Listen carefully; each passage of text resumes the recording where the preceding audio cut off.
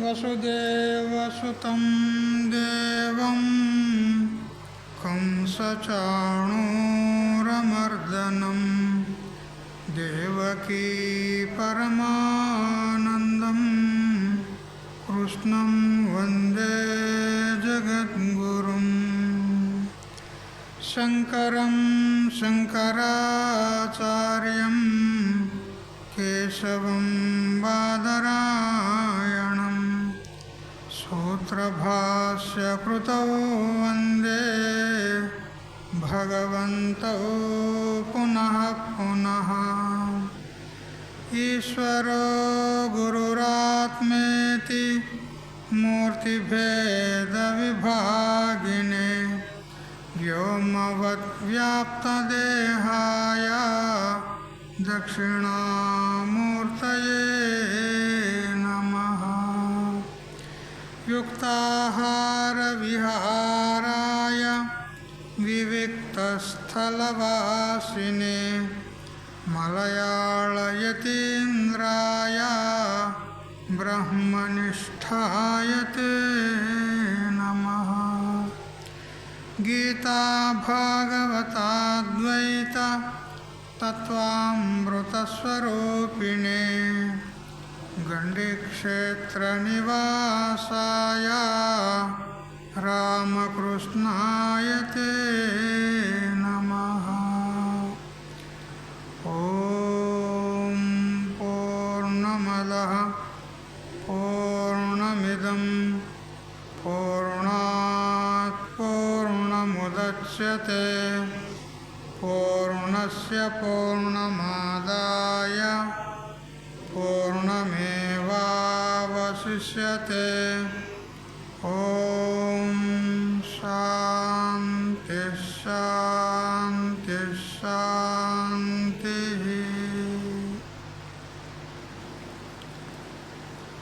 స్వాంత పరికల్పిత బ్రహ్మాండాంతర్వర్తి సకల చరాచరములలో అసత్ జడ దుఃఖ మోహాత్మకమైనటువంటి సకల ఉపాధుల కంటే విలక్షణమై సత్ చిత్ ఆనంద రూపం చేత స్వయం ప్రకాశమానమై వెలుగొందుచున్నటువంటి ప్రత్యేక అభిన్న పరమాత్మకు సాష్టాంగ ప్రణమిల్లుతూ, ఆత్మీయులారా, శ్రీమద్భగవద్గీత కర్మయోగము తృతీయ అధ్యాయము 39 శ్లోకాల పర్యంతం వచ్చినాము.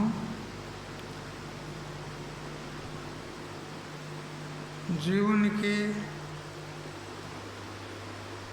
వివశుణ్ణి చేసి పాపాచరణం నందు ప్రవృత్తం చేసేటువంటిది ఎవరు అనంటే కామము అని భగవంతుడు సమాధానం చెప్పినాడు.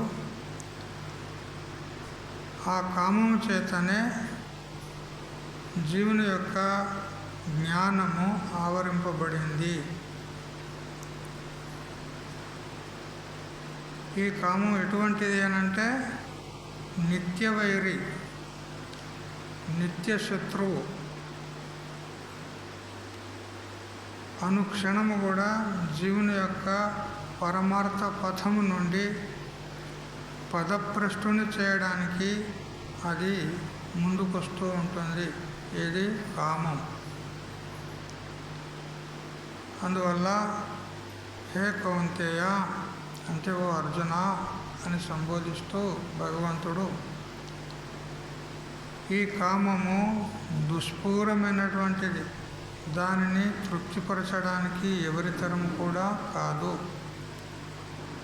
ఏ విధంగా అంటే అగ్ని వలె, అగ్నిలో మనం ఎన్ని సమిధలు వేసినా కూడా అది స్వాహ చేస్తుంది, ఇక చాలు అని మాత్రము అనదు.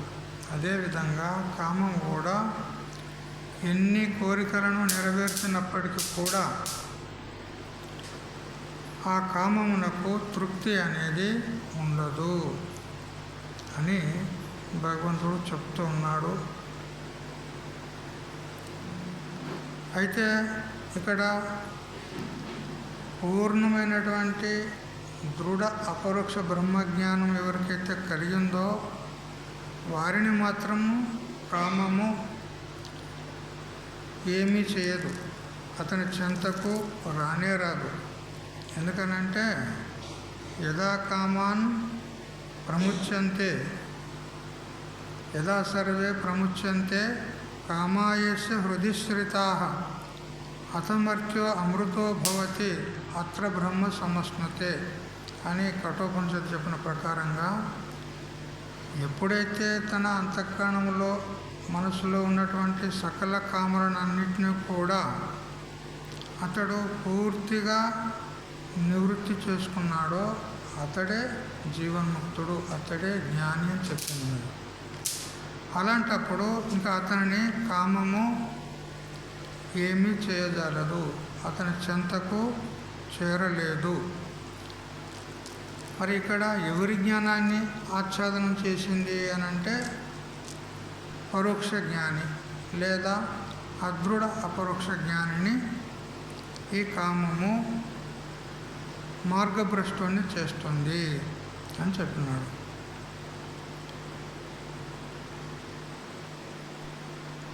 ఈ కామము ఎన్ని విషయాలను అనుభవించినా కానీ అది ఉపశమించదు అనడానికి మనకు మహాభారతం చెప్తుంది.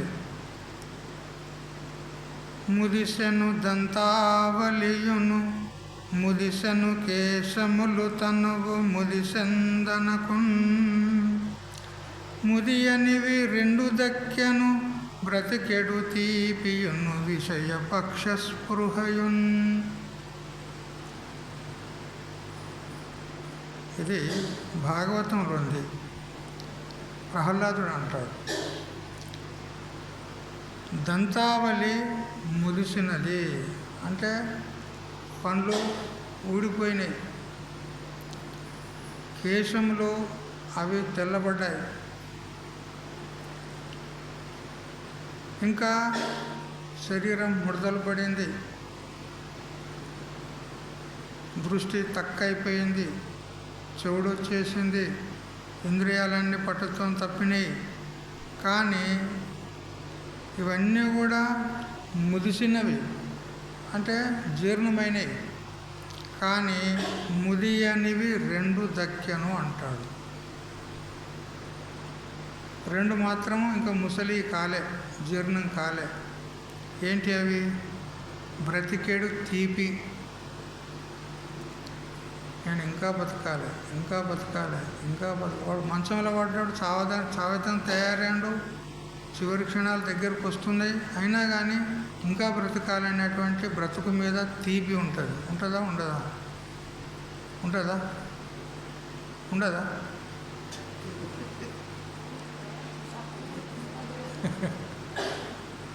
చావాలనుకుంటారు ఎవరన్నా అంటే బ్రతకాలని తీపి ఉన్నట్టే కదా, మరి సపోర్ట్ చేయవు.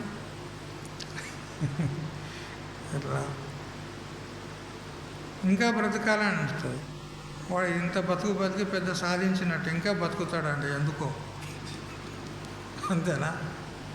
వాడు ఇన్నాళ్ళు బతికి ఏం సాధించాడు? చూసినావా?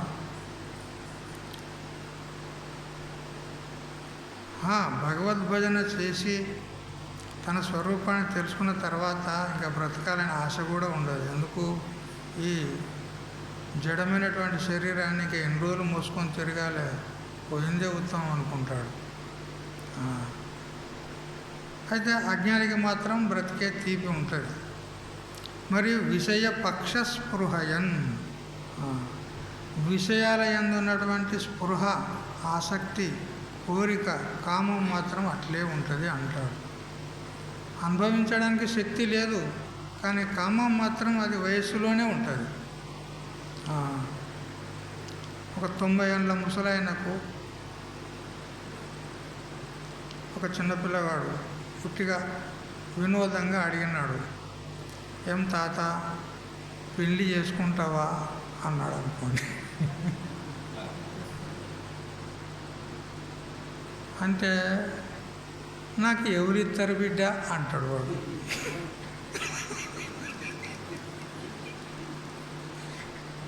నాకెందుకురా అన్నాడు. అంటే ఎవరిస్తారంటే ఏమన్నట్టు, చేసుకోవాలని ఇష్టం ఉన్నది కానీ ఎవరిస్తారు బిడ్డ ఇప్పుడు అంటాడు. అంటే చూడు వాసనలు ఎట్లుంటాయి. అందుకని విషయాల యందు ఉన్నటువంటి స్పృహ అది మాత్రం ఎప్పుడు కూడా ముదియదు, అంటే అది జీర్ణం కాదు, ఎప్పటికీ అది యవ్వనంలోనే ఉంటుంది అని చెప్పినాడు. ఇదే పద్యాన్ని సంస్కృతంలో మహాభారతంలో వ్యాసభగవానుడు అంటాడు, వలీభిర్ముఖమాక్రాంతం ఫలితేనాంకితం శిరః గాత్రాణి శిథిలాయంతే తృష్ణైకా తరుణాయతే అంటాడు. ముఖమంతా ముడతలు పడిపోయింది, మొత్తం ముడతలు వచ్చేసినాయి, వెంట్రుకలన్నీ తెల్లబడిపోయినాయి, గాత్రాన్ని ఇంద్రియాలన్నీ కూడా జీర్ణమైపోయినాయి, చూడడానికి రాదు, వినడానికి రాదు, నడవడానికి రాదు, మాట్లాడడానికి కూడా రాదు, అన్ని ఇంద్రియాలన్నీ కూడా జీర్ణమైపోయినాయి. కానీ తృష్ణైక తరుణాయతే అన్నాడు. తృష్ణ అంటే కోరిక, అది మాత్రం ఎప్పుడు తరుణావస్థలోనే ఉంటుంది అన్నాడు. చూడు విచిత్రం. అందుకని ఈ కోరిక అటువంటిదన్నమాట, కామము అట్లాంటిది. చచ్చ దగ్గర కూడా కోరిక వదిలిపెట్టదు. చావడానికి తయారైనా కానీ నా మన్మనికి ఒక పండు వండితే బాగుండు అనే కోరిక ఉంటుంది. వానికి ఒక కొడుకు పుడితే నా కళ్ళార చూసి కళ్ళు మూసుకుందామని అనుకుంటున్నా అంటాడు వాడు. కోరిక చూసినావా, ఇట్లా ఉంటుంది. కాబట్టి ఈ కోరికలు ఏవైతే ఉన్నాయో వీటిని మనం పూర్తిగా అంతఃకరణం నుంచి తొలగదీసుకున్నప్పుడే అప్పుడు అంతఃకరణము ఖాళీ అవుతుంది, శుద్ధమవుతుంది. అప్పుడే అక్కడ భగవంతుడు తిష్ట వేస్తాడు. అంతవరకు దగ్గర భగవంతుడు హృదయంలోకి రాడంటే ఏం వెళ్ళిపోయిండు ఇక్కడి నుంచి, రాకపోవడానికి ఉన్నాడు. ఇక్కడనే ఉన్నాడనే మనం ప్రాణంతో బతుకుతున్నాం. ఉన్నాడు కానీ అతడు గుప్తంగా ఉంటాడు. ఏష సర్వేషు భూతేషు గూఢాత్మ న ప్రకాశతే అని అంటూ ఉపనిషత్తు చెప్తుంది. సకల భూతాల్లో అందరి హృదయాల్లో వారి ఆత్మ అయ్యి, వారి స్వరూపమయ్యే ఉంది పరమాత్మ. ఎక్కడో దూరంగా ఎక్కడో కొండల మీద ఆ గుళ్ళు గోపురాల మీద లేడు భగవంతుడు. వారి హృదయ గుహయందే ఉన్నాడు. కానీ గూఢాత్మ నా ప్రకాశతే, అది తెలియబడదు, ఉన్నట్టుగా తెలియబడదు. ఎందుకు? ఈ కోరికల చేత, ఈ కామం చేత. దీనికి కారణం అజ్ఞానం ఉంది. దీని చేత ఇక్కడే ఉన్నది, మన స్వరూపమే అయి ఉండి కూడా మనకు అది తెలియకుండా ఉంది అంటాడు. అయితే మరి ఈ కామమును శత్రువు అని వర్ణించినాడు ఇక్కడ భగవంతుడు. మరి శత్రువును జయించాలంటే ఏం చేయాలి? ఆ శత్రువు యొక్క గుట్టు తెలుసుకోవాలి. మొదలు శత్రువు యొక్క బలాబలాలు తెలుసుకోవాలి. వాని నివాసం ఎక్కడ, వాని విలాసాల స్థానం ఎక్కడ, వాడు ఎక్కడెక్కడ తిరుగుతాడు, అని వాని గురించి మొత్తము ఆచూకీ తెలుసుకోవాలి. ఆ తర్వాత వాని మీద ఆక్రమణ చేయడానికి వస్తుంది. అందుకే హే అర్జున, శత్రువును జయింపగోరేవాడు వాని అనుపానాలను వాని ఆటపట్టులను గురించి తెలిసి ఉండాలి. వాని కోట కూడా ఎంత పెద్దగా ఉంది, ఎంత వెడల్పుతో ఉన్నది, ఎంత వైశాల్యంతో ఉన్నది, ఇవన్నీ కూడా మొత్తము రహస్యాలని తెలుసుకోవాలి. అప్పుడే కానీ ఇక కోట గోడను కనుక మనం వశం చేసుకున్నట్లయితే రాజు మన వశంలో ఉన్నట్టే. ఇక ఎందుకంటే ఇక కోట గోడ మన వశమైన తర్వాత కోట గోడను దాటి అయితే పోలేడు, వాడు మన వశంలో వచ్చినట్టే. అట్లా ఈ కామశత్రువు యొక్క ఉనికి పట్టును మనము తెలుసుకోవాలి. మరి ఈ కామరూప శత్రువుకు అధిష్టానం ఎవరు, ఆధారం ఎవరు, ఉనికి పట్టు ఎవరు అని అంటే భగవంతుడు చెప్తూ ఉన్నాడు. 40వ శ్లోకం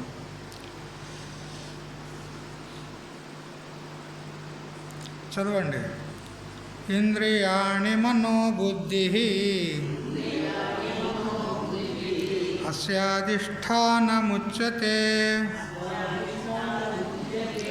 ఏతైర్విమోహయత్యేష జ్ఞానమావృత్య దేహినం.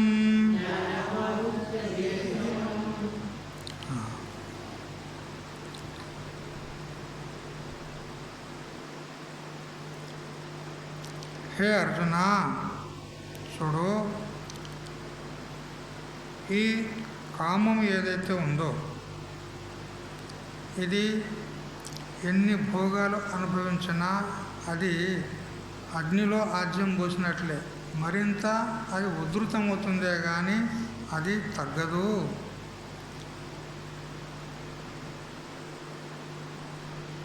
అందువల్ల దాని యొక్క మూలం తెలుసుకొని దాన్ని వశం చేసుకోవాలి అంటాడు. మరి ఎవరు దీనికి ఆధారము, అధిష్టానము అంటే ఇంద్రియాణి, ఇంద్రియములు. ఇంద్రియములు ఏవేవి చెప్పండి? ఎన్ని రోజుల నుంచి తెలుసుకుంటున్నారు కదా. ఇంద్రియాలు ఏవేవి? పంచ జ్ఞానేంద్రియాలు, పంచ కర్మేంద్రియాలు కదా. శ్రోత్ర, త్వక్, చక్షు, జిహ్వ, గ్రహణ అన్నీ ఇక్కడే ఉన్నాయి. 5 ఇంద్రియాలు, ఇవి జ్ఞానేంద్రియాలు.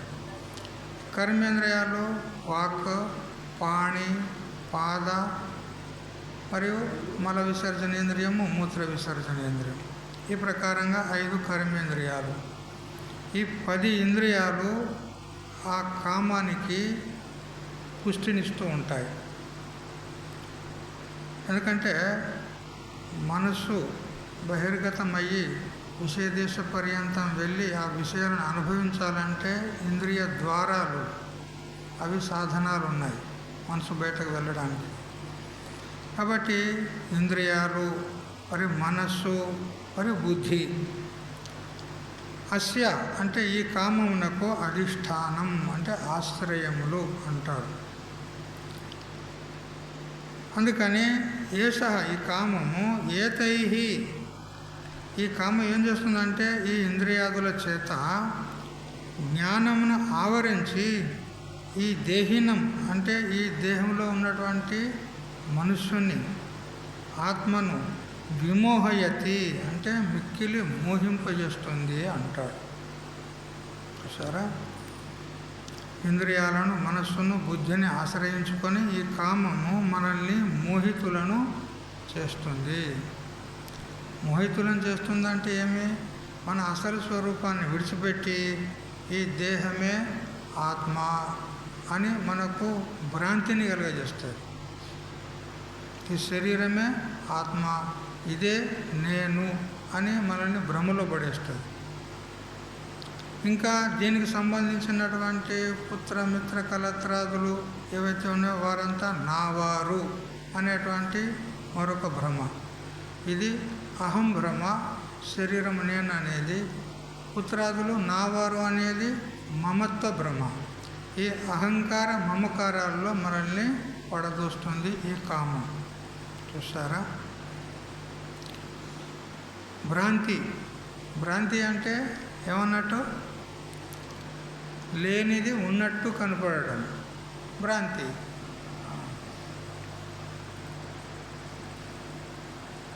ఒక ఆయన సముద్రం తీరం గుండా పోతూ ఉన్నాడు మిట్ట మధ్యాహ్నం.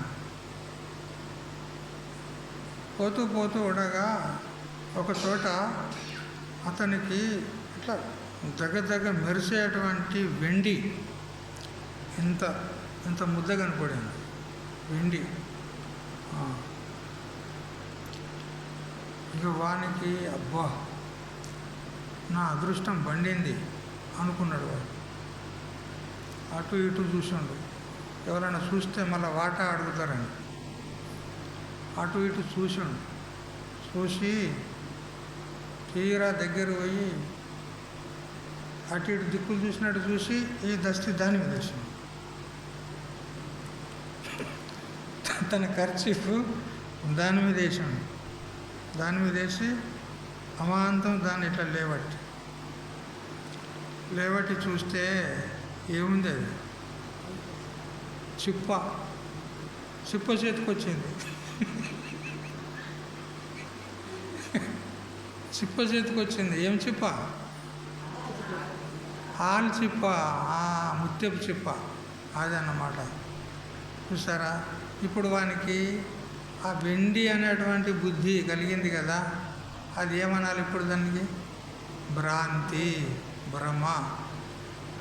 దానికి అట్లా ఇప్పుడు ఈ శరీరమే నేను ఆత్మను అనుకోవడం కూడా భ్రాంతి. ఎందుకంటే ఇది ఆత్మ కాదు, ఇది అనాత్మ ఉన్నది. ఇది పంచభూతాల యొక్క కార్యం ఉన్నది. ఆత్మ అయితే చైతన్యం ఉంటుంది, ఇది జడం ఉన్నది. జడం అంటే దేనికంటారంటే, జడం అంటే దాని జ్ఞానము దానికి ఉండదు, ఇతరుల జ్ఞానం కూడా దానికి ఉండదు. ఇప్పుడు ఈ గ్రంథం ఉంది, నేను భగవద్గీతను అనే జ్ఞానం దీనికి ఉందా?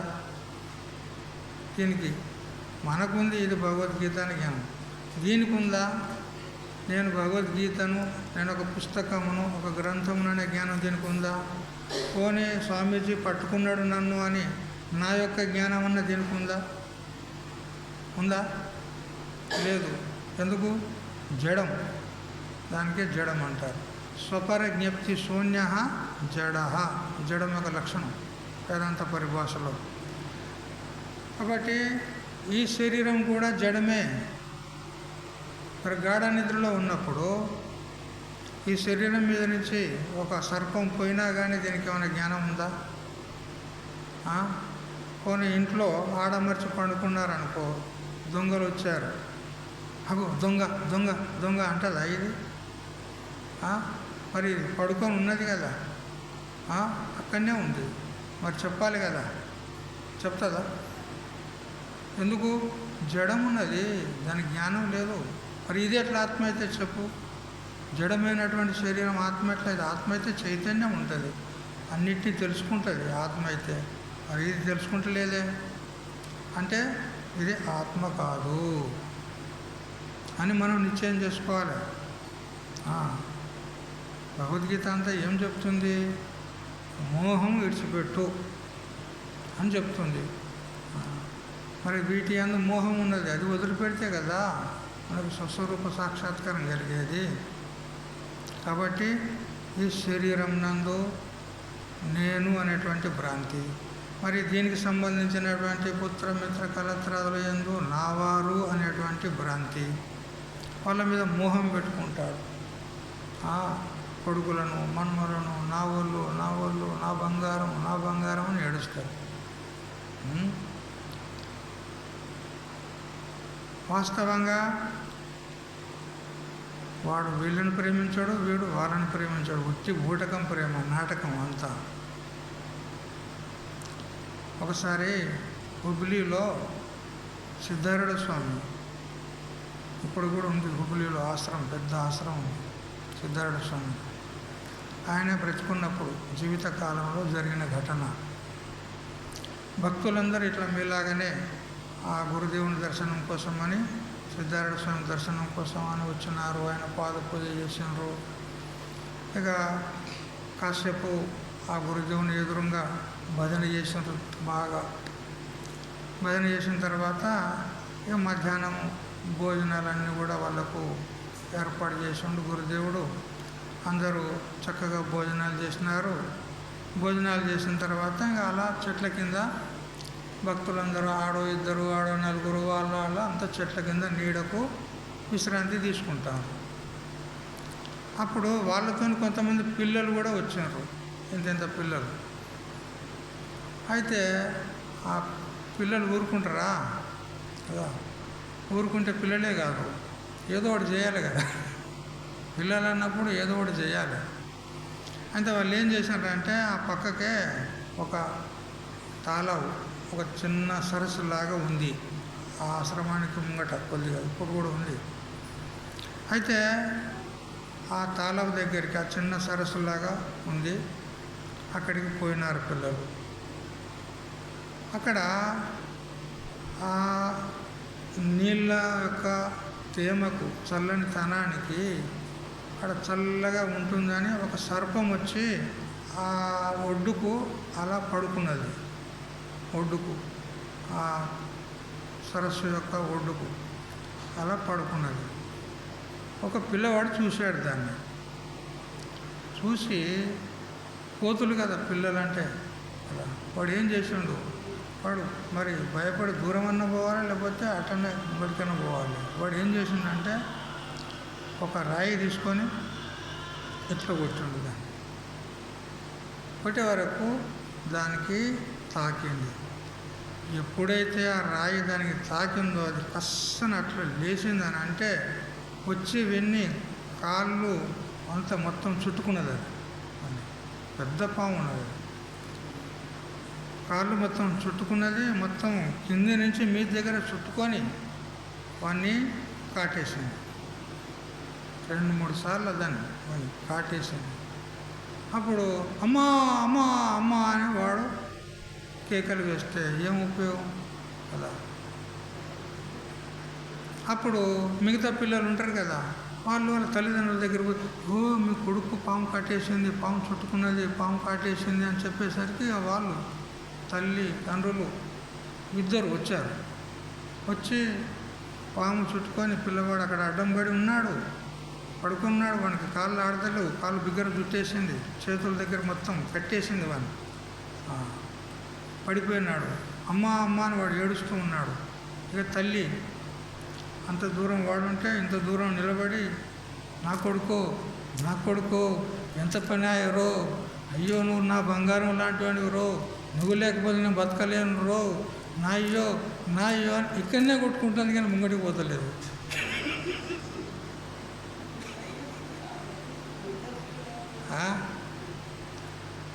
మన చుట్టూ తిరుగుతుంది అంత దూరం నుంచి చుట్టూ తిరుగుతుంది కానీ దగ్గరికి మాత్రం పోతలేదు. ఇక అంతలో తండ్రి ఇక వాడు అయ్యో ఎంత పని అయిపోయా అని ఏడుస్తూ భార్యతో అంటాడు, ఏం చేద్దామే, వాడు కావాలని గట్ల తెచ్చుకున్నాడు. వాడు మనం ఏం చేస్తామే, వాడు కావాలని కోతి పోరడు, వాడు దాన్ని కొడితే అది ఊరుకుంటుందా, అది అట్లా చేసింది, ఇక మనం ఏం చేస్తాం అని చెప్పి వాడు దగ్గరికి పోతలేడు. వాడు దగ్గరికి పోతలేడు, ఆ పామును విడిపిస్తలేడు, ఏం లేదు. ఇక చుట్టూ తిరిగి మాత్రం అయ్యో అయ్యో అయ్యో నా బంగారమే, నా కొండే అని ఏడుతాండ్రు కానీ దగ్గరికి మాత్రం పోతలేడు. చూడండి, మరి ఇప్పుడు తల్లిదండ్రులు కొడుకులను ప్రేమిస్తారు కదా, నిజంగా ప్రేమించినట్టేనా ఇప్పుడు?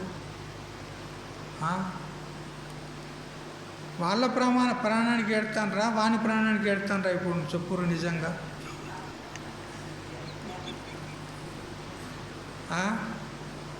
వాని ప్రాణానికి ఏడుతానరా, వీళ్ళ ప్రాణానికి ఏడుతానరా? మేము దగ్గరికి పోతే మమ్మల్ని కరిసి చంపుతుందా అని వీళ్ళ ప్రాణానికి ఏడుతారు వాళ్ళు. మరి ఏం ఏడుపు ఇది? బూటకం ఏడుపు ఇదంతా. ఇంతలో మరొక పిల్లగాడు ఏం చేసిండంటే వెంటనే సిద్ధార్థ స్వామి దగ్గరికి వెళ్ళాడు. సిద్ధార్థ స్వామి గురువు దగ్గరికి వెళ్ళి, స్వామి స్వామి ఏమున్నది, ఒక పిల్లగానికి పాము చుట్టుకొని వాడిని కాటేసింది, పిల్లవాడు కింద పడిపోయాడు అని చెప్పేసరికి వెంటనే గురుదేవుడు వచ్చాడు.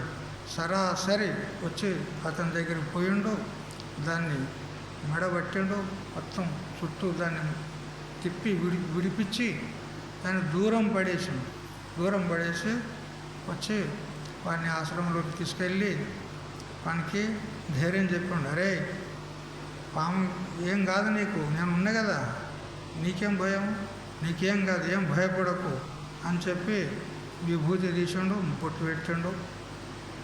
ఆయనతో వానికి ధైర్యం చెప్పిండు. వానికి విషం ఎక్కలే, వాడు చావలే. అది గురువు యొక్క మహిమ. ఇట్లా ఎంతోమందికి ఎన్నో విధాలుగా సిద్ధార్థ స్వామి కాపాడిండు. ఆయన చరిత్ర చాలా అద్భుతం. నేను వారి చరిత్ర మొత్తం పూర్తిగా 56 అధ్యాయాలు ఉన్నది. మొత్తం దాన్ని మరాఠీ లోపల నుంచి తెలుగులో రాసి దాన్ని ముద్రించడం కూడా, మా ఆశ్రమంలో గ్రంథాలు కూడా ఉన్నాయి. అట్లా మీ ఎవరైనా భక్తులు ఉంటే కావాలంటే అబ్బాయి వచ్చినప్పుడు మళ్ళీ మీరు తెమ్మంటే తెస్తాడు. ఇట్లా ఈ విధంగా చూడండి. ఇప్పుడు మనం పిల్లల్ని ప్రేమిస్తాము, అందరినీ ప్రేమిస్తాము. కానీ ఇది ఎంతవరకు అనంటే మన వరకు రానంత వరకే, మన ముక్కులకు రానంత వరకే ఈ ప్రేమలన్నీ. తనకు హాని కలిగేటువంటి పరిస్థితుల్లో అందరినీ వదులుకుంటాడు. మన కోతి దృష్టాంతం చెప్తే కదా, ముక్కులకు నీళ్ళు వచ్చే దగ్గర పిల్లని కాపాడింది. ముక్కులకు నీళ్లు రాగానే వెంటనే కాళ్ళ కింద చేసుకున్నది, నిలబడ్డది. పిల్ల పోతేవా నేను బ్రతికితే చాలని చూసారా. వెంటనే ఆయన ఆ బీరుబాలు నీళ్లు తీసేసాడు. ఎందుకంటే పిల్ల చచ్చిపోతుంది. ఎందుకంటే వాని దగ్గర తెచ్చుకున్నాం సర్కస్ దగ్గర, మళ్ళీ వానికి అప్పచెప్పాలి తల్లిని పిల్ల అని చెప్పి ఆ విధంగా చేసాం. కాబట్టి ఈ మోహం, ప్రాపంచిక మోహం ఏదైతే ఉందో ఇదంతా వచ్చి భ్రాంతి. అందుకని ఈ భ్రాంతి రూప మోహం ఎందుకు వచ్చింది అని అంటే కామము, అజ్ఞానము, దీనివల్ల ఈ మోహం ఏర్పడుతుంది. పత్రము, పుష్పము, ఫలము మొదలైనటువంటి వాడి చేత విస్తరింపబడినటువంటి వృక్షానికి మూలం ఏ విధంగా కారణమో అదేవిధంగా ఈ కామమునకు మూలం ఎవరు అనంటే ఇంద్రియాలు, మనస్సు, బుద్ధి. ఇది అందువల్ల మరి మనము ఈ కామాన్ని లేకుండా చేసుకోవాలంటే దాని మూలాన్ని పెరికేయాలి కదా. ముళ్ళ చెట్టును మొత్తం తీసేయాలంటే ఏం చేయాలి, దాని మొదలంట పెరకాలి. అదేవిధంగా ఏ ఫల్గుణ అని అర్జునుని సంబోధిస్తూ, అర్జునునికి ఫల్గుణ అనేది ఒక పేరుంది. అర్జున ఫల్గుణ పార్థ కిరీటి శ్వేతవాహన విజయ కృష్ణ సవ్యసాచి ధనంజయ అని ఇట్లా అనేక పేర్లు ఉన్నాయి. ఫల్గుణ అంటే ఓ అర్జున, శత్రువును గెలవగోరేవాడు శత్రువునకు ఆశ్రయమై ఉండే దుర్గాన్ని వశం చేసుకోవాలి. శత్రువుని గెలవాలంటే ఆ శత్రువు యొక్క నివాస స్థానానికి ఏదైతే దుర్గం, కోటగోడ ఉంటుంది కదా, ఆ కోటగోడను మొదలు వశం చేసుకోవాలి. కోటగోడ చుట్టూ మొత్తం వశం చేసుకొని తన అధీనంలో పెట్టుకున్నాడంటే ఆ కోటగోడను దాటి ఆ శత్రువు రాజు పోవడానికి అవకాశం లేదు. మనకు దొరికిపోతాడు, మన వశం అయిపోతాడు. కాబట్టి ఆ దుర్గాన్ని కాపాడడానికి ఆ రాజు ఎంతోమందిని ప్రహరా పెడతాడు. చాలామందిని, ఒక్కొక్క దగ్గర నలుగురిని, ఒక్కొక్క దగ్గర నలుగురిని, ఒక దగ్గర నలుగురిని చుట్టూ ఆ కోటతోడ చుట్టూ ప్రహరా పెడతాడు అన్నమాట మందిని. అయితే వాళ్ళను మొదలు మనము వశపరుచుకోవాలి. ఆ ప్రహరదారులను వశపరుచుకొని కోటను ఆక్రమించుకున్నట్లయితే అప్పుడు రాజు మన వశమైపోతాడు, ఆ శత్రువు వశమైపోతాడు. ఎట్లా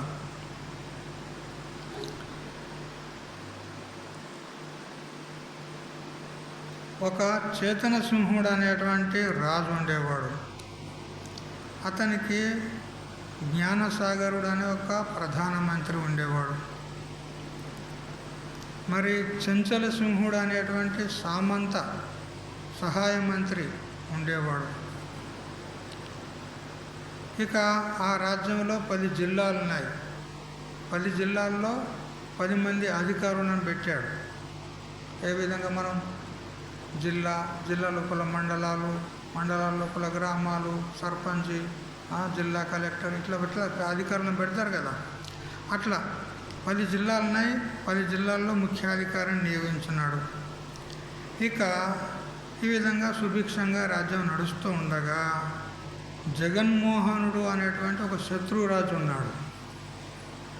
అతనికి ఆ రాజుకు శత్రురాజు ఒకడు జగన్మోహనుడు అనే ఒకడు ఉన్నాడు. వాడు ఏం చేసిండంటే కపట వేషంలో వచ్చి మొట్టమొదటి ఈ 10 జిల్లాల్లో ఉన్నటువంటి ఆ ముఖ్య అధికారులను వశపరుచుకున్నాడు. అందరిని వారికి తీయని మాటల చేత మంచిగా ఏదో మంచివానిలాగా నటించి వాళ్ళను వశపరుచుకున్నాడు. ఆ తర్వాత సహాయ మంత్రి చెంచల సింహుని వాణ్ణి వశపరుచుకున్నాడు. ఆ తర్వాత ప్రధానమంత్రి జ్ఞానసాగరుని వాణ్ణి వశపరుచుకున్నాడు. ఇక నెమ్మదిగా రాజు పంచజేరి ఇక రాజుకు అనేకమైనటువంటి తీయటి మాటలు, నమ్మించేటువంటి మాటలు చెప్పి ఆ రాజును కూడా వశం చేసుకొని చివరికి రాజును ఖైదీ చేసిండు. వాడు చూసిండా? ఇది ఎవరి కథ అంటే ఈ కామము కథని చెప్తున్నాడు. ఇది దృష్టాంతం. చేతన సింహుడు అనేటువంటి వాడు జీవాత్మ, జ్ఞానసాగరుడు అనేటువంటి బుద్ధి, మరి చెంచల సింహుడు అనేటువంటి మనస్సు, మరి కామమే శత్రువుడును జగన్మోహనుడు. వాడు ఏం చేసిండు? 10 మంది జిల్లాధికారులు అంటే 10 ఇంద్రియాలు మనవి, ఆ ఇంద్రియాలను వశపరుచుకున్నాడు. ఇక వాళ్ళకు లంచాలు ఇచ్చినాడు. ఏంటి? విషయ భోగాలు, శబ్దస్పర్శ రూప రస గంధ అనేటువంటి విషయ భోగాలు లంచం ఇచ్చి క్రమంగా ఒక్కొక్కరిని తన వశం చేసుకొని చివరికి జీవాత్మను కూడా కట్టిపెట్టాడు. చూసారా? అదేవిధంగా జీవుడు కామానికి వశగతుడయ్యి తన స్వరూపాన్ని విస్మరించి అనాత్మైనటువంటి దేహాది సంఘాతాన్ని, మరి దేహాది సంఘాతానికి సంబంధించిన పుత్రమిత్ర కలత్రాదులను అందరినీ కూడా తన వారు అని మోహంలో పడి చివరికి మనల్నే మోసపుచ్చాడు, జీవుణ్ణి మోసపుచ్చాడు. అట్లా మరి అందుకని ఇప్పుడు ఏం చేయాలి మనము అంటే, ఇప్పుడు ఆ కామానికి ఆశ్రయమైనటువంటి ఇంద్రియాలు, మనస్సు, బుద్ధి, వాటిని మనం వశం చేసుకోవాలి. వాటిని వశం చేసుకుంటే కామము అది అర్థతః అంటే చెప్పకుండానే అది వశమైపోతుంది అని భగవంతుడు చెప్తూ ఉన్నాడు. చదవండి. తస్మాత్ త్వమింద్రియాణ్యాదౌ నియమ్య భరతర్షభా పాపానం ప్రజహిహ్యేనం జ్ఞాన విజ్ఞాన నాశనం. హే భరతర్షభ అంటే ఏ భరత కులంలో ఉన్నటువంటి శ్రేష్ఠుడవగు ఓ అర్జున, హి ఏ కారణం వల్లనైతే ఈ కామము జీవుణ్ణి మోహపెడుతుందో, తస్మాత్ అందువల్ల, ఆ కారణం వల్ల, త్వం నీవు, ఆదౌ అంటే మొట్టమొదట, ఇంద్రియాలను నియమ్య అంటే వాటిని నిగ్రహించి వాటిని వశం చేసుకొని, జ్ఞాన విజ్ఞాన నాశనం ఆత్మ యొక్క పరోక్ష జ్ఞానాన్ని, అనుభవజన్య జ్ఞానాన్ని నశింపజేసేటువంటి పాప్మానం, పాపభూయిష్టమైనటువంటి పాపస్వరూపమైనటువంటి ఏనం అంటే ఈ కామమును ప్రజహి అంటే ప్రయత్నపూర్వకంగా విడిచిపెట్టు అంటాడు. మొదలు ఏం చేయాలి? ఇంద్రియాలను నిగ్రహించాలి. ఎందుకంటే కామము ఉత్పన్నం కావాలంటే ఇంద్రియాలు అవి ద్వారాలు కదా. ఆ ఇంద్రియాల ద్వారానే మనసు శబ్దాది విషయాల దగ్గరికి వెళ్తుంది. ఆ ఇంద్రియాలనే మనము అదుపులో తీసుకున్నామనుకో, ఏ విధంగా ద్వారాలన్నింటినీ మూసిన తర్వాత ఇక వ్యక్తి బయటకు పోగలడా? పోలేడు, అన్నీ మూసేశారు. అట్లా ఇవి ద్వారాలు మనసు బయటకు పోవడానికి.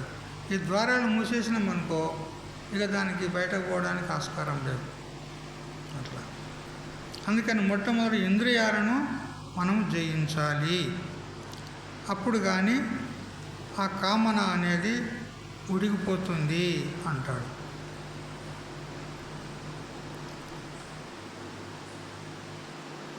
హే భరతశ్రేష్ఠ, ఈ కామశత్రువు ద్వారా కలిగే అనర్థాలను నువ్వు తెలుసుకున్నావు కదా.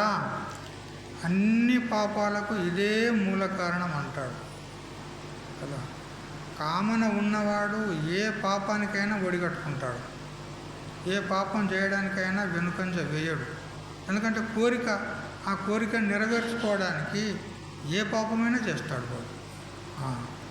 అబద్ధాలు ఆడతాడు, మందుని మోసం చేస్తాడు, హత్యలు చేస్తాడు, దొంగతనం చేస్తాడు, ఏమైనా చేస్తాడు వాడు. ఎందుకు?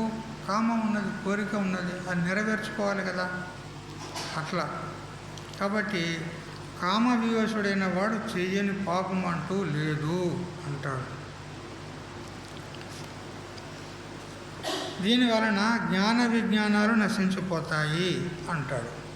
అయితే ఇక్కడ జ్ఞానము విజ్ఞానము అన్నాడు. జ్ఞానం అంటే ఏంది? విజ్ఞానం అంటే ఏంది? అంటే జ్ఞానం అంటే పరోక్ష జ్ఞానం. అంటే భగవంతుడు ఉన్నాడు అని ఇంత మాత్రం జ్ఞానం ఉంది, కానీ ఎలా ఉంటాడు, ఎక్కడ ఉంటాడు, ఆయన స్వరూపం ఏమిటి తెలియదు. సత్యం జ్ఞానం అనంతం బ్రహ్మ అని మనకు తైత్తరీయ శృతి చెప్తోంది. పరమాత్మ ఉన్నాడు. ఎటువంటి వాడు? సద్రూపుడు, చిద్రూపుడు, ఆనందరూపుడు అని ఆ పరమాత్మ యొక్క స్వరూపాన్ని అంత మాత్రం చెప్పింది. కానీ పరమాత్మ ఉన్నాడనే జ్ఞానం ఉందే కానీ ఆ పరమాత్మను నేనే అనేటువంటి జ్ఞానం లేదు ఇక్కడ. అందుకని ఇది అపరోక్ష జ్ఞానం కాదు, పరోక్ష జ్ఞానమే. జ్ఞానం అంటే పరోక్ష జ్ఞానము, మరి విజ్ఞానం అంటే అనుభవ జ్ఞానం, అపరోక్ష జ్ఞానం కదా. అయితే ఈ రెండింటిని కూడా నాశనం చేస్తుంది ఈ కామము అన్నాడు కదా. మరి ఇక్కడ అపరోక్ష అనుభవ జ్ఞానాన్ని కూడా నాశనం చేస్తే మరి జ్ఞాని కూడా మళ్ళీ అజ్ఞాని అయిపోతాడు. జ్ఞాని అనుభవ జ్ఞాని ఉన్నాడు, మరి అనుభవ జ్ఞానాన్ని కూడా ఈ కామం నష్టనం అయిపోతే జ్ఞాని కూడా అజ్ఞాని అయిపోతాడు. మళ్ళా పెద్ద పాము మింగినట్లు అవుతుంది.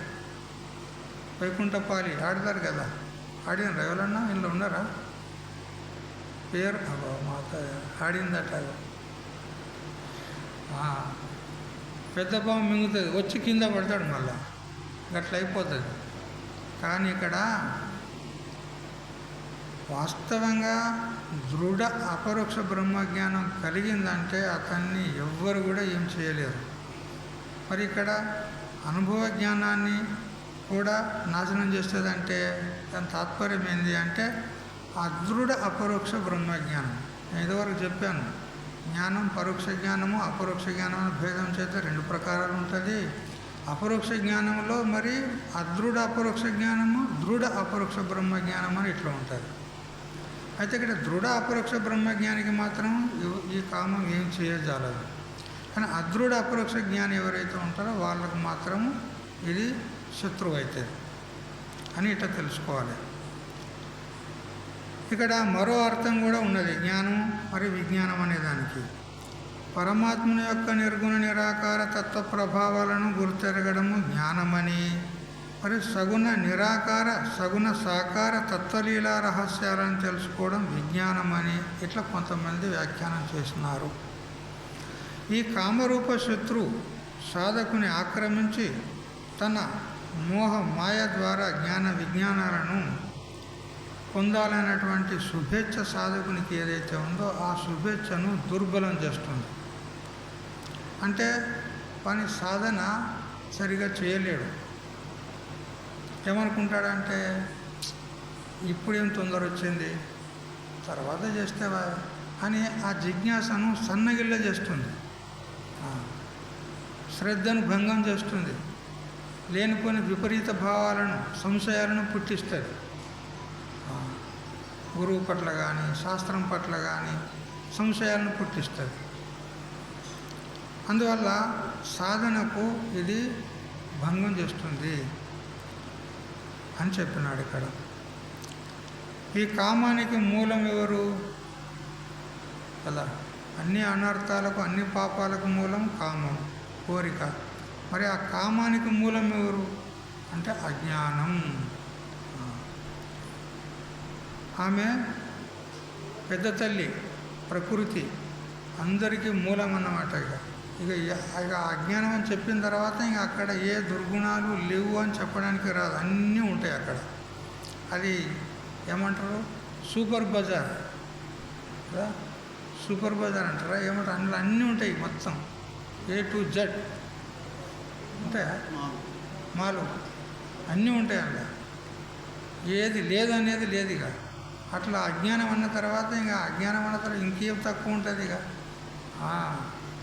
అట్లా కాబట్టి ఆ మూల అజ్ఞానం ఏదైతే ఉందో అది మనని ఆవరించిందంటే ఇక మనం ఏం పని చేయలేం.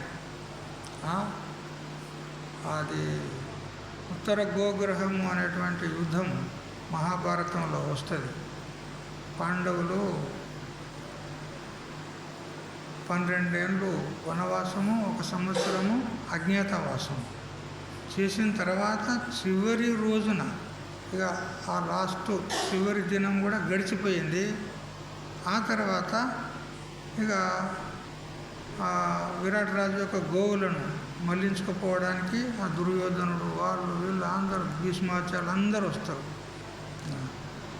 అప్పుడు ఈ బృహన్నల రూపంలో ఉన్నటువంటి అర్జునుడు ఉత్తరుని తీసుకొని పోతాడు. విరాట్ రాజు యొక్క కుమారుణ్ణి తీసుకొని పోయి వాళ్ళని అందరినీ కూడా ఒక్కొక్కరిని తుక్కు చేస్తాడు. మొత్తం అందరిని తన బాణాల వర్షం కురిపించి చివరికి వాళ్ళందరినీ కూడా మోహనాస్త్రం వేసి అందరినీ మూర్ఛితులను చేస్తాడు. మొత్తం ఆ రథాల మీదనే పడిపోతారు, ఎక్కడ కూడా అక్కడ మోహనాస్త్రం అందరిని మోహింపజేస్తారు, ఎక్కడక్కడ పడిపోతారు. అట్లా ఈ అజ్ఞానము మనపైన మోహనాస్త్రాన్ని ప్రయోగం చేస్తుంది. ఇక మనం కదలలేము, పడిపోతాం అంతే. ఇక మాయకు వశగతులైనాక ఇంకెక్కడ పోతాడు వాడు, ఎక్కడ పోవడానికి అవకాశం లేదు. పులి నోట దొరికినట్టే మనం. పులి నోట పడిన తర్వాత ఇంకా మనకు బయటకు పోవడానికి అవకాశం ఉంటుందా? తప్పించుకొని పోతావా? అలా తప్పించుకోవడానికి ప్రయత్నం చేస్తాను దాకా.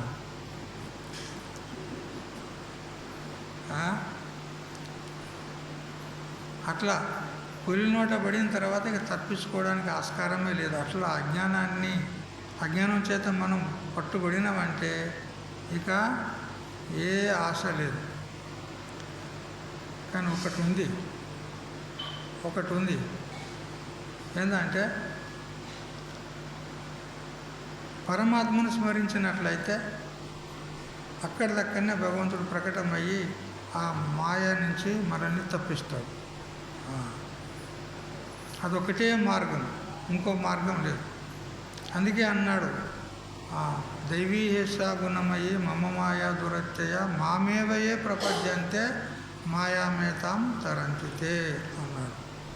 అప్పుడు నన్నెవరైతే శరణాగతి పొందుతారో వారు మాత్రము మాయ నుంచి తప్పించుకుంటారు, ఈ భవసాగరం నుంచి దాటగలుగుతారు అన్నాడు.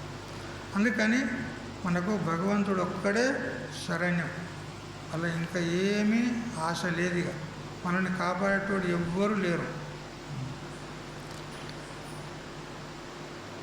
శత్రుజయానికి శాస్త్రాల లోపల 4 విధాల ఉపాయాలు చెప్పినారు. శత్రువును జయించాలంటే 4 విధాల ఉపాయం చెప్పినారు శాస్త్రాల లోపల. ఇది రాజనీతి శాస్త్రం. సామ, దాన, దండ, భేద అని 4 ఉపాయాలు చెప్పింది. సామ, దానము, మరి దండము, భేదము. సామం అంటే బుజ్జగింటి చెప్పుట, బుజ్జగించి వాన్ని అనునయించి చెప్తారు. అట్లా వినలేదనుకో దానము, వానికి ఏదైనా ప్రలోభం పెట్టి నీకు ఇది ఇస్తా, నువ్వు ఇట్లా చేయొద్దు, మంచిది కాదు అని చెప్తారు, ప్రలోభ పెట్టి. మరియు అట్లా వినకపోతే దండన, శిక్ష విధిస్తారు, దండోపాయం. అప్పటికి కూడా వినకపోతే వాన్ని దేశ బహిష్కారం చేస్తారు, భేదోపాయం. ఇట్లా 4 విధాల ఉపాయాలు అవలంబిస్తారు. మరి ఇక్కడ ఈ కామం అనే శత్రువును ఏ ఉపాయం చేత జయించాలి అంటాడు. ఇక్కడ సామంతోనే బుజ్జగిస్తే పోతుందా ఈ కామం? పోపో పోపో పోపో అంటే పోతుందేమి? పోయేది కాదు ఇది. బుజ్జగిస్తే పోయేది కాదు. దానికి నువ్వు ఏం దానం చేస్తావు? దానం చేసి దానికి ప్రసన్నతం చేసి లోపపరిచి దాన్ని వశపరుచుకోవాలంటే ఉన్న మన మొత్తం మన ఆస్తినంతా అది కాజేసిన తర్వాత ఇక నువ్వు దానికి ఇచ్చేందుకు నీ దగ్గర ఏమున్నది? కామం అట్లా చేసింది మనల్ని. సర్వంబుగై కొంటివే నన్నెటు వాలే సన్యాసిగా నువ్వు చేస్తీవే. వెనకట పాటలు ఇట్లా ఉండే కదా. సర్వం మొత్తం లుటాయించింది అంటే మొత్తం దోచుకుంది. ఇక వాడిని ఏం చేసింది? సన్యాసం చేసింది కదా. ఇంకేమున్నది మన దగ్గర? గోసిపిల్లక తప్ప ఇంకేమీ లేదు కదా. మరి ఏమి ఇస్తావు దానికి? బుదిగరిచ్చి బుజ్జగిచ్చి దానోపాయం చేయడానికి ఏం వీలు లేదు. ఇక దండన చేస్తావా అని అంటే దండన చేయడానికి కూడా వీలు లేదు అంటాడు.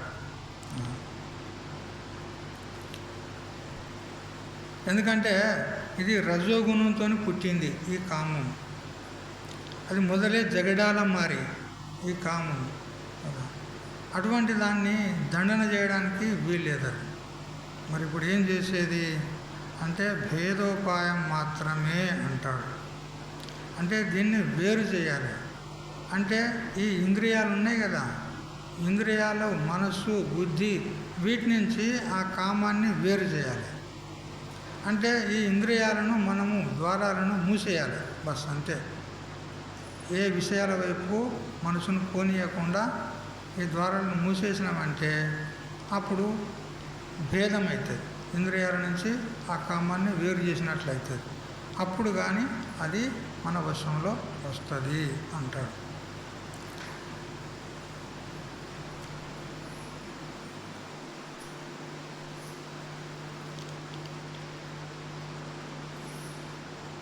ఆధ్యాత్మ రామాయణంలో ఒక ప్రసంగం ఉంది. విశ్వామిత్రుడు మారీచ సుబాహులను చంపడానికి రామలక్ష్మణులను వెంట పెట్టుకొని తన ఆశ్రమం వైపుకు తీసుకుపోతూ ఉంటాడు. వాళ్ళ యజ్ఞాలన్నీ కూడా నిర్విఘ్నంగా పరిసమాప్తం కావాలి అని రామలక్ష్మణులను ఆ యజ్ఞం యొక్క కాపలా కోసం రాక్షసులు వచ్చి యజ్ఞాన్ని భంగం చేస్తూ ఉన్నారు. వచ్చి ఎముకలు వేస్తారు, రక్తం పోస్తారు, మాంసం వేస్తారు ఆ యజ్ఞాలలో భంగం చేయాలని. అటువంటి రాక్షసుల నుంచి యజ్ఞాన్ని రక్షించడానికి రామలక్ష్మణులను తీసుకొని పోతూ ఉంటే మార్గ మధ్యంలో ఆయన అస్త్ర విద్యను బోధించాడు. వాళ్ళకు అన్ని అస్త్రాలు అన్ని విద్యలను బోధించాడు. బోధించి ఇక అలా ఆశ్రమం వైపు వెళ్తూ ఉంటే మధ్యలో ఆ తాటకి ఎదురవుతుంది. తాటకేనా? ఆ తాటకి ఎదురవుతుంది. ఏ బాలులారా, ఎవరు మీరు? మీ చెంతన ఉన్నటువంటి అతడెవరు అని ఇట్లా బెదిరించి అడుగుతుంది. ఎందుకంటే ఆ వనంలో మొత్తం దాని సామ్రాజ్యమే. తాటకి అడిగితే అప్పుడు అంటాడు, మేము దశరథ మహారాజు యొక్క పుత్రులము, ఈయన మా గురుదేవుడు విశ్వామిత్రుడు, ఆయన యజ్ఞాన్ని కాపాడడానికని మమ్మల్ని తీసుకెళ్తున్నాడు. అరే వానికే శాత కాదు యజ్ఞాన్ని కాపాడుకోవడానికి, మీరు పోరాను ఉన్నారు, చిన్న పోరాను ఉన్నారు, మీతోనేమవుతుందిరా అని అంటది.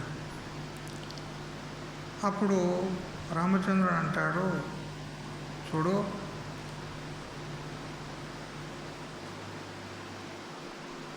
ఈ విశ్వామిత్రుడు ఎవరైతే ఉన్నారో ఇతడు తన యొక్క యజ్ఞరక్షణ చేసుకోలేనటువంటి అసమర్థుడు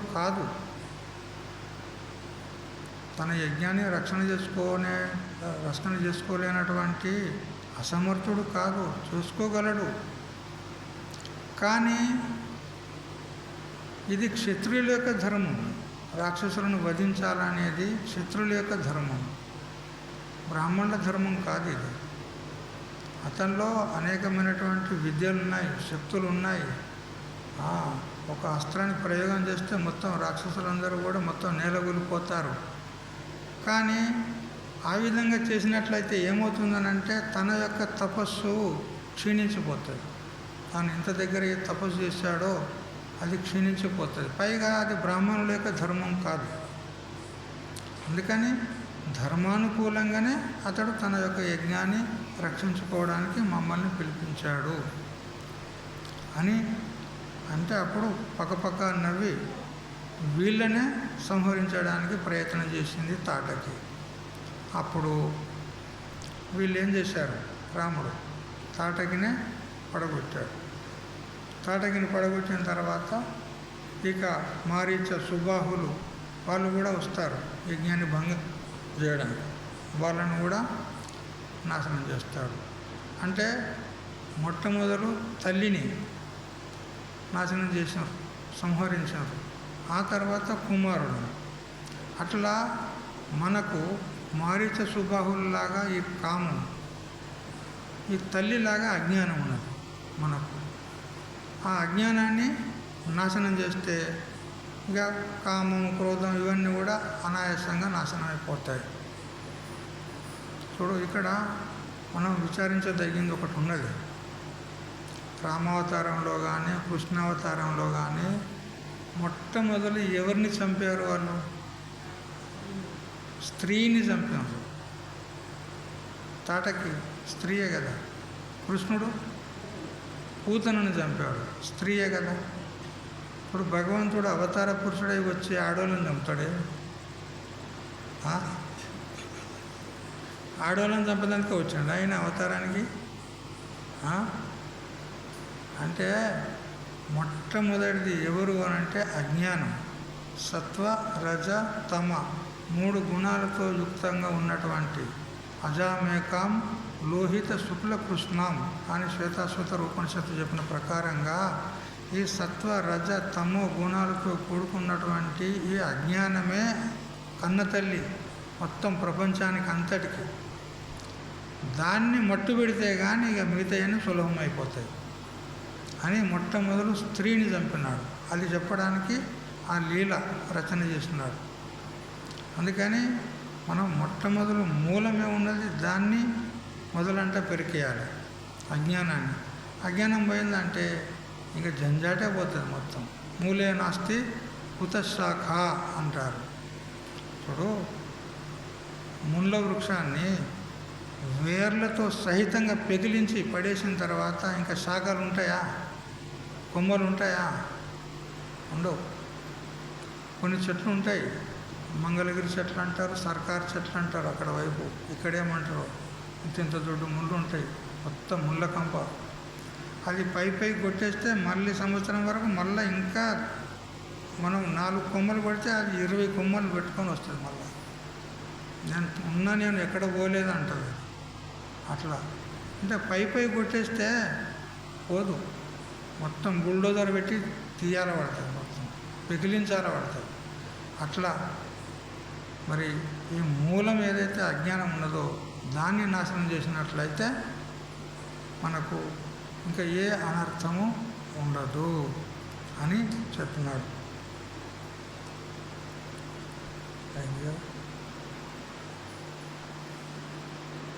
ఇక రేపు ఉదయం పూట ఒకరోజు ఇంకో 3-4 శ్లోకాలు ఉన్నాయి. ఇంత పూర్తి చేసుకుంటే రేపు ఉదయం పూట ఈ 3వ అధ్యాయం పూర్తి అవుతుంది. మళ్ళీ రేపు సాయంత్రం నుంచి 4వ అధ్యాయం మొదలు పెడదాం. హరి ఓం తచ్చత్. ఓం సహనావతు సహనౌ భునక్తు సహ వీర్యం కరవావహై తేజస్వినావధీతమస్తు మా విద్విషావహై. ఓం